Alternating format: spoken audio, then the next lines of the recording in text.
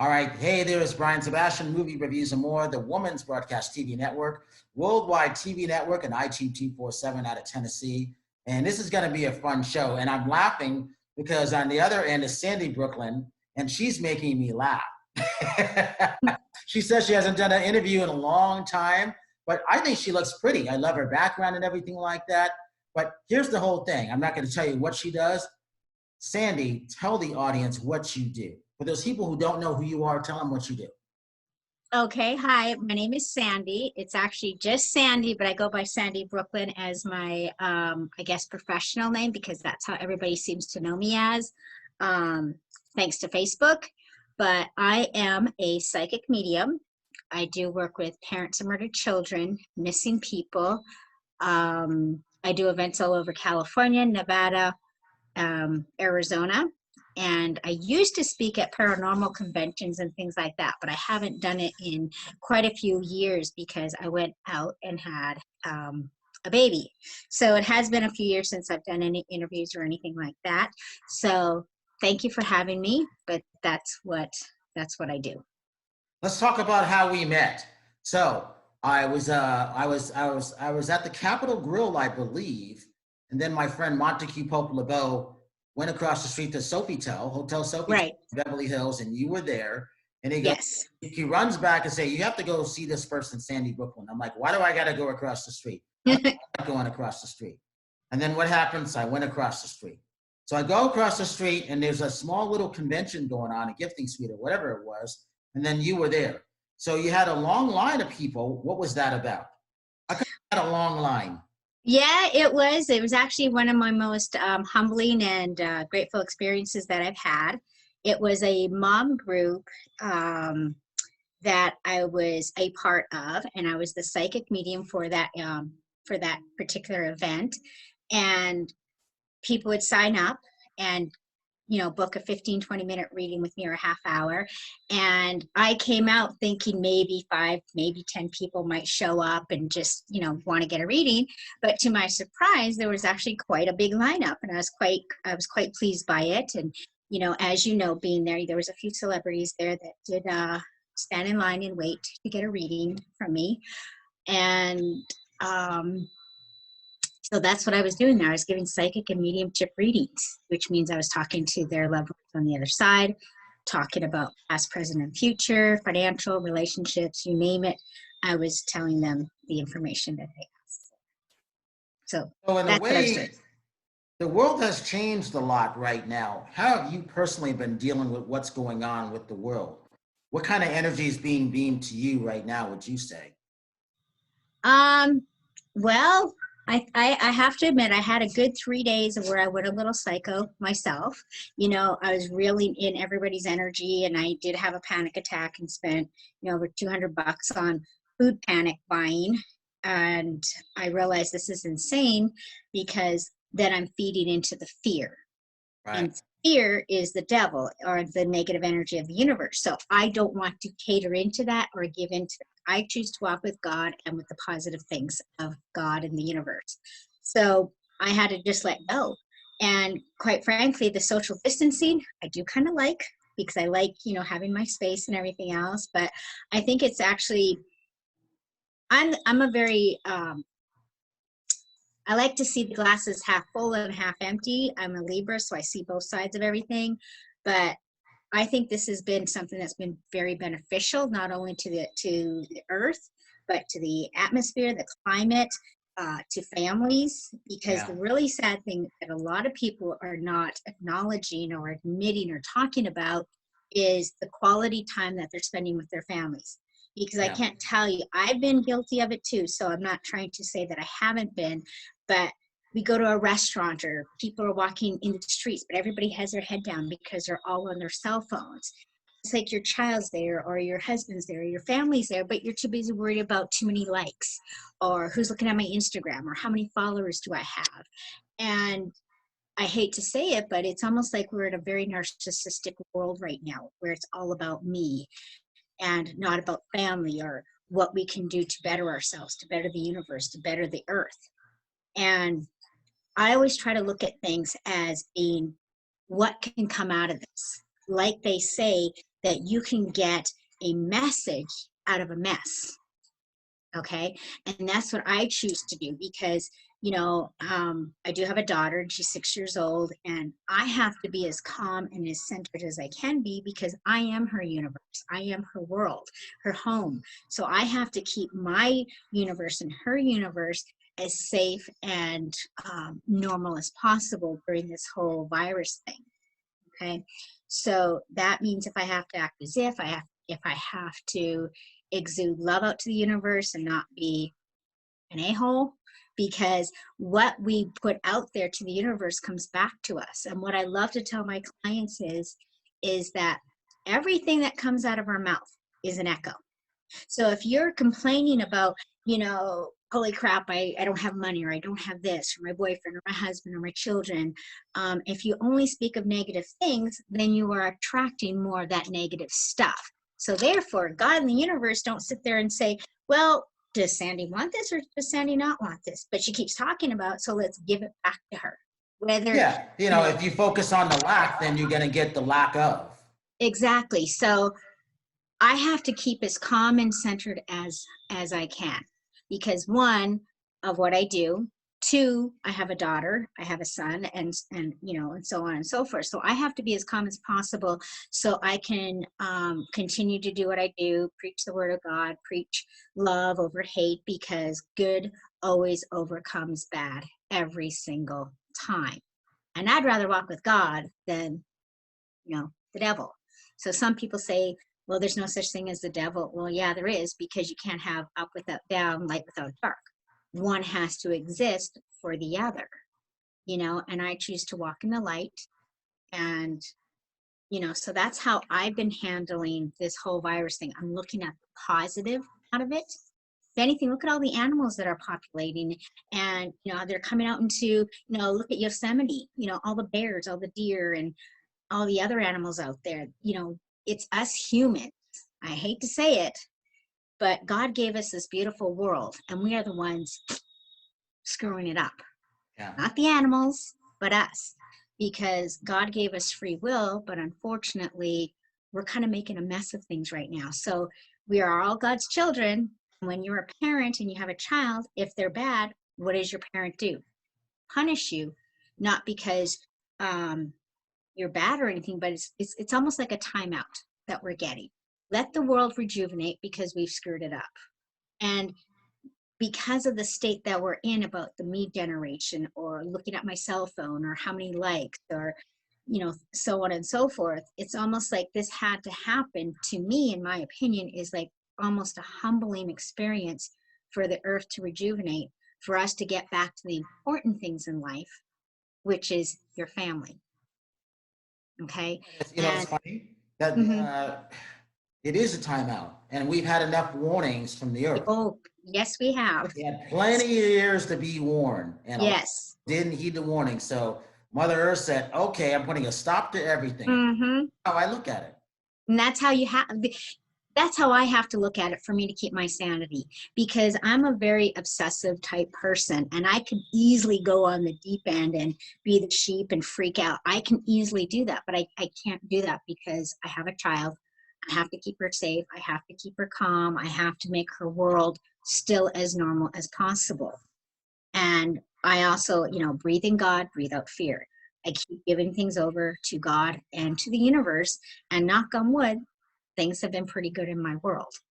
But I too also admit I am a homebody. I love being at home, so it really hasn't affected me that much. So talk about what it's like to have other people's energy around you. What's your cleansing situation like before they come in, or after they come in, when they see you, or if they do it on the phone? What's your procedure like? Well, thankfully, my readings have been always very, the energy has always been pretty good. Obviously, you get that, odd one or two that where it's like, holy crap, I need to really cleanse myself. I'll sage myself. I'll sage my house. I'll have to detach from that person's energy because it just feels like it's just glued to me. Yeah. Thankfully, it doesn't happen too much. But I always protect myself in the white light of the Holy Spirit, the blood of the blood of Christ and God's will before you do a reading. Because what a lot of people don't understand is when you have a reader, whether it's a psychic tarot card reader, a tea leaf, whatever, if as long as they're communicating in the spirit world, we have a responsibility to those that we read for protection. So every time I read somebody, not only do I have to protect myself and everybody in my home, including my dogs, I have to protect the people that I read, you know, not to let us to be deceived or anything else. It's like opening up a window. If you open up a window, anything can come in. That's right. So I have to protect my home and those in it. So, but I ground myself, you know, I picture, as weird as it sounds, I picture a great big anchor and a chain coming out my butt. I know that sounds crazy. Oh, I do the same thing. Yeah, so I do that, and then I envision a big flashlight or a light coming at the top of my head, going out into the universe and beyond, and it kind of keeps me aligned. Yeah, it goes to the left of your Yeah. eye, right? Yeah, so nothing can penetrate me. It's like a palm tree. The palm tree is actually one of the world's most strongest trees. They're so bendable and everything else, but that's why they can withstand tsunamis and hurricanes, because they just bend back and forth. So Right. I try to visualize like I'm a palm tree where I cannot be broken. I cannot be, you know, I'll just keep bouncing right back. So that's how I ground myself and protect myself, and that's what I do. Does your daughter have the ability? Can you tell yet? Yes, she does. She does. Does she know she has something special yet? She does. She's a little bit of a freak. She's 6 years old, and I remember a few years ago, she had said something to her dad that freaked him out, and we'll leave it at that. But like she'll be playing a video game or something, and then all of a sudden, just randomly, she'll just go out of Brooklyn mode and go into something else, and she'll say something so profound that there's no way she would know that information. So I know Interesting, she yeah. does have it. I don't teach her, because I believe that we all have this God-given ability to be not necessarily to be a psychic or a medium, but it's called intuition or instinct. Every single human being is born with that natural ability. I call Okay? mine intuitive knowing. Yes.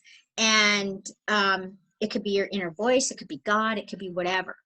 But when you get about 4 or 5 years old, that's when kids usually lose it because of judgment, fear, ridicule, shame, being afraid of it, not understanding. So with my daughter, I will never force this on her.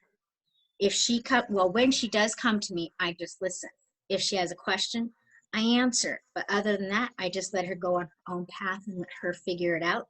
But I'm so grateful that she does have me, because when I was growing up in Canada, I didn't have anybody, you know, to help me with this. Yeah. I was dealing with all this stuff by myself through trial and error. So it was very scary because we didn't have the internet.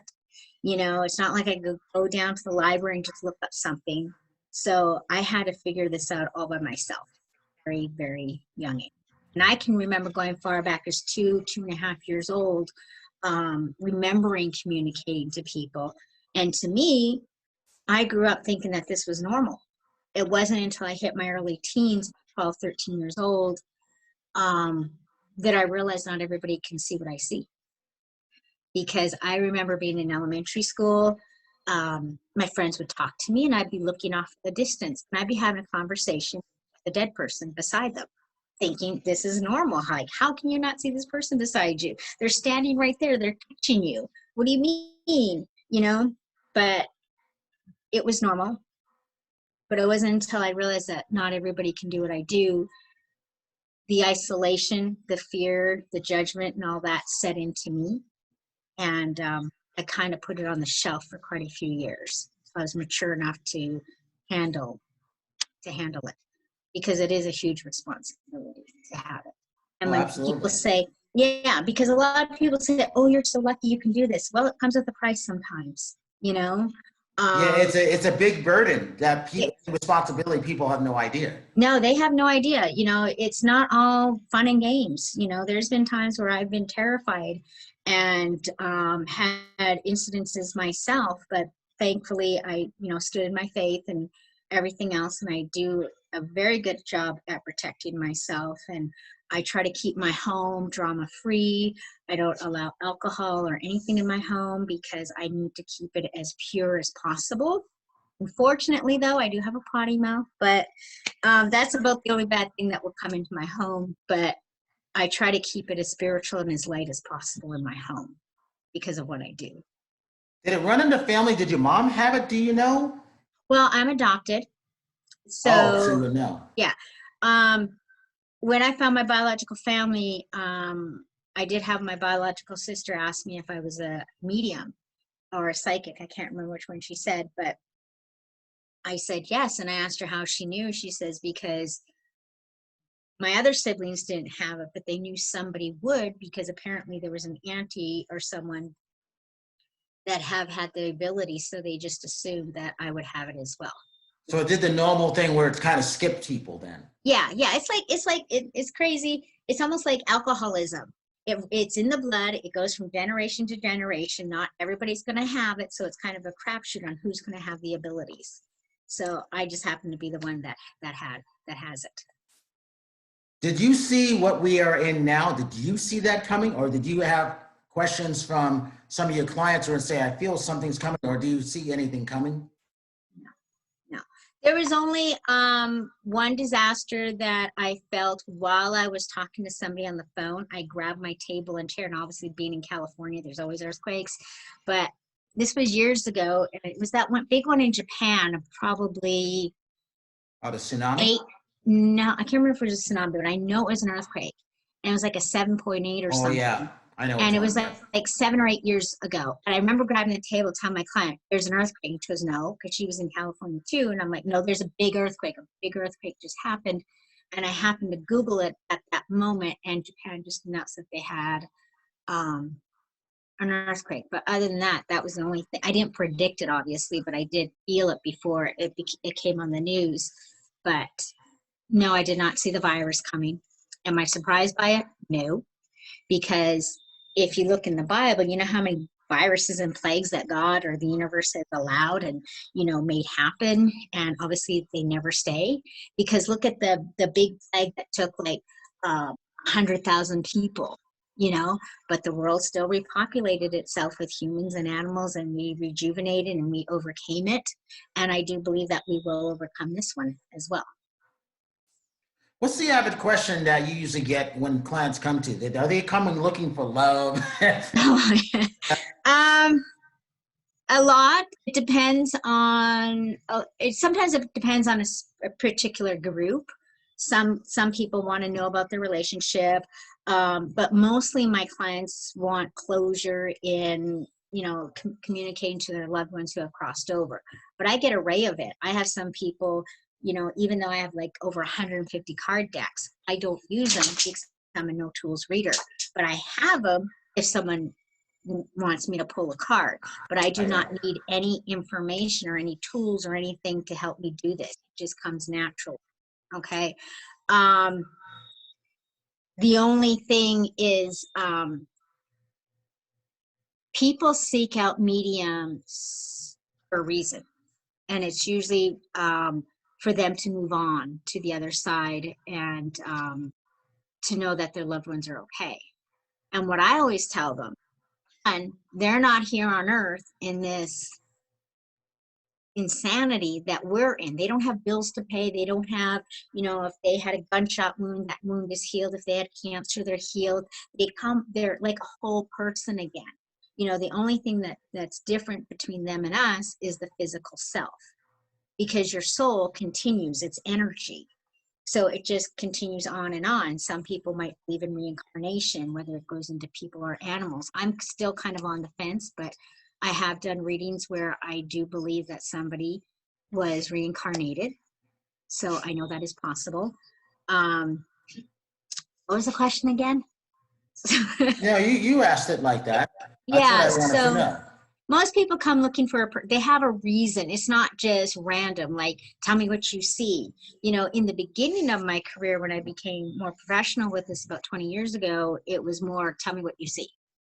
Now it's like, no, you have to have a reason to have a reading, because thankfully I am busy enough where I can kind of weed things out and say, I have some questions, I have a purpose. What do you need to know? And how can those people reach out to you? What's your website? I do have a website. It is called sandybrooklyn.com. And I do have Facebook, which is Sandi Brooklyn. At Facebook, I guess. I don't know how to. You just look up Sandi Brooklyn on Facebook, and you'll see a picture of my daughter. Oh, here comes my dog. You'll see a picture of my daughter as my profile picture, but it does say Sandi Brooklyn. There's no spaces or anything. And I'm even on Twitter, but unfortunately, I don't remember my Twitter thing. I think it is Sandi Brooklyn as well. Because you've been busy, obviously. Yes, I do get busy. Thankfully, sometimes there's anywhere from a 1 to 6 week waiting list to get in, so I'm grateful for that. People can always call or text, you know, on my cell phone, which is on my website, or they can Facebook message me with So my dog. tell them how we met. How did you reach out to me? Ooh,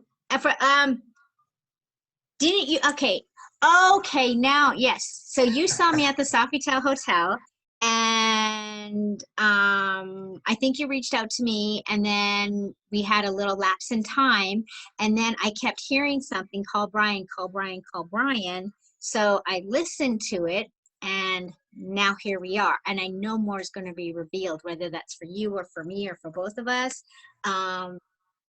So when I hear a voice in my head, obviously I make sure that it's valid, not something, you know, crazy from wherever, but I listen to that voice, and every time I do, I'm never let down. Well, remember what you said? You said God said I needed to reach out to you. Yes. And I said, I didn't know God knew my name. Well, it's funny because when people will do a reading with me, they'll want to give me their loved one's last name and everything else. And I'm like, up in heaven or up there, wherever you want to call it, you don't really have a last name. You go by Right. energy, you go by love, you go by the person, even though, yes, you have a name, but God doesn't really need a name. So it's interesting that you say that. I literally just did a reading previously, and it's like, last names don't matter up there. Okay. It's all based on energy and love. Well, I thought it was interesting when you said that and you reached out. I'm like, well, that's interesting. I can't wait to hear more about this. Still processing stuff, so you still probably have more information to give me then, huh? More will be revealed, and I've learned that it's not in my time, it's in God's time. Because if I get involved in my ideas, I can screw it up. I try not to get in charge anymore, because I get into trouble when I do that. So, and now you're in the process of writing a book, right? Yes, but I'm the world's biggest procrastinator. But yes, I actually have 2 books. One is going to be a fictional autobiography about my life. And then the other book, which is literally maybe 4 days from being done, if I just get the time to finish it. But that book is more going to be something that you read in the bathroom, on the coffee table. It's more about an inspirational book, and it's based on people's testimonials of readings that I've done. And I picked just a handful of people that I wanted because I feel like they had something really good to offer other people about the closure process, about how they lost a child or a parent or a very devastating death, and how a reading with a medium can help you overcome and have peace and joy in your life now, that everything is okay, that they're still continuing their life. So the book is going to be more about being uplifting, giving people motivation, giving people closure, courage, belief, inspirational, I guess. Just a little small little coffee table type book. That's what it's going to be. And I haven't figured out what I'm going to call it yet, but. So do you do more, well, right now, you're doing more readings on the phone right now, but you were doing kind of even phone and in person at one point? Which one? Most of my work is based over the phone anyway, because I do have clients all over the world, as far as Australia, Switzerland, the UK, Canada, in every state in the US. So I'm very fortunate and grateful for that. So I don't have, I obviously I can't go travel to Switzerland and go do a reading. So most things are done by video, FaceTime, or mostly by phone because of time constraints and things like that. But because of this whole virus, everything is obviously done by phone. But before the virus, I was doing, people would hire me to go to their homes and do private galleries where there'd be anywhere from 6 to 15 people, and everybody would get read. Because a lot of people do like watching their friends get read. I even have, I call them something, but even have a couple ladies that would follow my career and go to other people's galleries just because, not because they want to read, it's because that they enjoyed watching other people get read. So that is something I do want to get into. I do have, I want to expand myself more and get myself out there more and get back into doing events again and doing some more travel, but time will tell. What do you want people to know about you? Before the people saw this interview, what makes you stick out? I don't know. That is a good question. There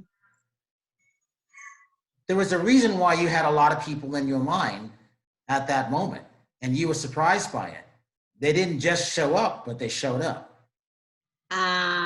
What do you mean? At the Sofitel Hotel. Oh, yes, they did. Okay, now I get it. I said, no, a lot of people did, which, again, I'm very humbled by and grateful for every day. Thankfully, my reputation is good, and most of my clients are all word of mouth. You know, I'm in suicide mom groups, baby loss groups, parent loss groups, mom groups. And I'm very grateful for every single person that I do read, because I get a lot out of it too. There's some days I will cry because I feel worthy of some of the emotions that people get from a reading, because they will cry or they'll get closure or that emotion and stuff. There's been times I threw myself on the floor and said, God, I'm not worthy of this. This is too overwhelming. Like, this is profound. This is amazing. I was an asshole today. I don't deserve, such a beautiful experience that I shared with this person. So it has been very humbling. What people have said to me is that they appreciate the honesty and the bluntness that I do give them. Because I don't believe in candy coating it. You're paying me to be, truthful, which I'm going to be. I'm not going to hold your hand and candy coat things. I'm going to tell you how I'm hearing it from loved ones or from, God or whomever is speaking to me, and I will tell you like it is. Okay. Obviously, I do have compassion and tact, but I just tell you like it is. And so that's what people have always told me, and I'm very grateful for all the kind things people have said, and I'm just as honored to have them more than they realize. We got a couple minutes left. So do you, Okay. when you get a chance to like decompose, to travel, do you like to read books? Do you watch movies, or certain music you listen to? I love Shania Twain. I love Keith Urban. I do love some hip hop. I actually do like a bit of Kanye and some of his music. For me to name any, I probably couldn't do it, but my dad has always brought me up to love everything. So I love all kinds of music, from classical, Frank Sinatra, I love the best. I think he's my most favorite artist. Jazz, reggae, I listen to it all, but mostly I like to listen to the top 40 is what I like to listen to. Books, I don't really read, but Netflix. I love all documentaries and things like that. True crime, forensics, ghost stuff. Not too much of the ghost stuff, but I do like all Well, that. you see that every day. Yeah, I do, but there's a difference between ghosts and dead people. Dead people are in the white light. Ghosts are ones that haven't crossed over, and they're more usually dark.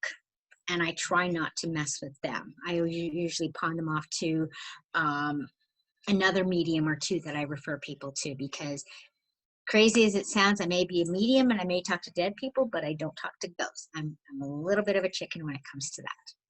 And that makes sense. And I'm glad you clarified that because a lot of people don't know that. Yes. Yeah, well, there is a difference. No, they don't. Like, spirits are of the white light. They're of God. They're of Christ. They're of anything good in the universe. Ghosts don't know that they're dead, or they're angry, or they're upset, or they're resentful, and they haven't crossed over. So they're here wandering. So people say, well, if you see dead people, aren't that kind of like ghosts? Well, no, because they come in through the light. They come in through God's will. They come in through the protection. So it's still completely different, you know? Or the one thing I do like when people say, well, for example, my grandpa or my boyfriend was grouchy here on earth. Well, if you're a bit of grouchy here on earth, you're going to be grouchy on the other side, because the only thing you lose is your physical body. You don't lose your personality. You don't lose who Brian is or Sandy is, or, you know, you don't lose who you are. You only lose your physical self, because your energy, your soul lives on continuously, just in a better place. Last question. If you have a Okay. charity, what might that be if you have one and why? Say that one more time. If you have a favorite charity, what might that be if you have one and why? Anything to do with pit bulls, believe it or not. All my friends in Canada know that I've been terrified of dogs, especially the small yappy ones. But I've been afraid of dogs all my life, and now I have two pit bulls. One's 100 pounds, named Elle. She's a blue nose, and then I have Shay, who's not the sharpest tool in the shed, but he's half lab, half German Shepherd, and half pit. Um, but I am a dog advocate. Um, I like to donate pet readings when I can do them to different organizations. But if I ever win the lottery, I want to donate a huge chunk of the money to rescuing dogs and things like that. There has been times when I can afford it or I have some leeway. I will either make a donation to a vet bill. I even have a few clients or people that are on my Facebook now, where I have paid the adoption fees for them to rescue a pit bull. And now we've become friends on Facebook, because I like to see the updates of the dog that I help save. So I paid for it. She went and picked up the dog and kept him forever. So to me, that's very rewarding. So I am about the animals. I am about doing what I can for them.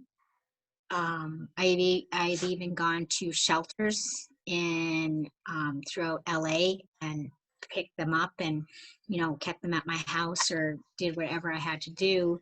But because of time constraints and stuff, it's easier if I just donate or pay a bill or do something along those lines. But because animals don't wake up and decide, hey, I don't like the way who you are or how you look, so I'm going to be, you know, animals don't wake up with a mean bone in their body.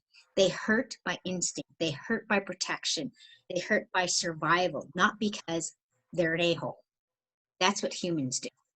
So I like to be a voice for the animals and do what I can for them, because they are the innocent ones. They only hurt or attack because it's their instincts, not because they have a personal opinion about you or another human being or another animal.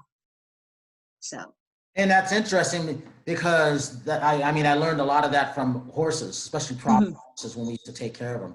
You talked about, well, last question, talk about what it's like to read an animal, because it's very interesting, isn't it? I think my favorite animal is to read dogs, because I always tell people, if you have a dog, you don't have any secrets, because they will tell me everything, every horrific, embarrassing thing that you have ever done, said, or thought, because they love to tell on you. They're tattletales. And there was this one dog that I read in Simi Valley, and I know I have their permission, but I walked into their house He was kind of a nipper, and I went right into his face, and he didn't nip me. If anything, he told me every horrific thing that about his owners possible. To the, the conversation that they had about a kitchen table, and how he couldn't wait for the cat to die, and when is this other one going to die because he's tired of them, and when are they going to leave? And he was very narcissistic but very cute. But if you have a pet, you have no secrets because they will divulge it to people like me.